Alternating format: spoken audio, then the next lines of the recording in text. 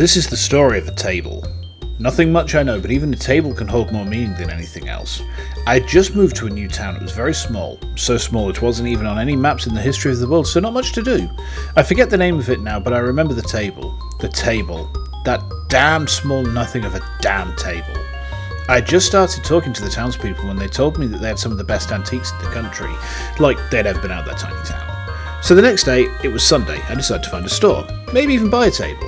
I had a very set mind on the type of table as I pulled into the store's parking lot. I went inside and saw a man behind the counter. I nodded and began to look around. It took me no more than a minute to find that dumb table. When I saw it, I knew it would be mine. I picked it up and brought it to the man. He said nothing. I began to feel uneasy.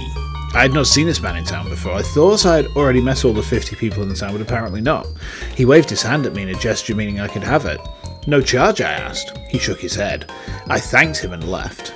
As I began to drive home, however, I glanced back at the table and noticed it was damaged, and the farther I drove, the more scratches and nicks I noticed. I got home and left the table in the car thinking I'd return it tomorrow. I went inside and turned on the TV. Knock, knock. I jumped out of my seat. Who would be at my door? Everyone was in church right now. Knock, knock. I went to the door and I opened it. There the man was. The man behind the counter. He was holding the table. On it was a note written in blood.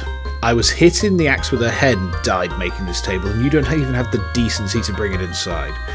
I have sold this 4 times since I've been dead, and every time it's been brought back the next day, I'm sick of this.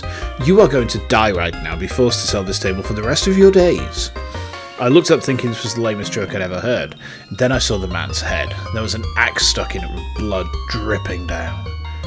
I don't remember what happened next. Hell, I can't remember my name, my birthday, what my voice sounded like. I can remember that day only. I couldn't start selling the table like my killer had said until everyone I had ever met in the town had died. Don't ask me why, but this must be some afterlife rule. I'll stay here for the rest of my days selling that table the man had died making. I don't know why I can't pass on the curse like he did. I've killed all the owners and more, but every Sunday I set up shop here and try to sell it without saying a word. So come buy it. I may try to kill you, but it's nothing personal. I just don't want to be here anymore. No more of that single evil table.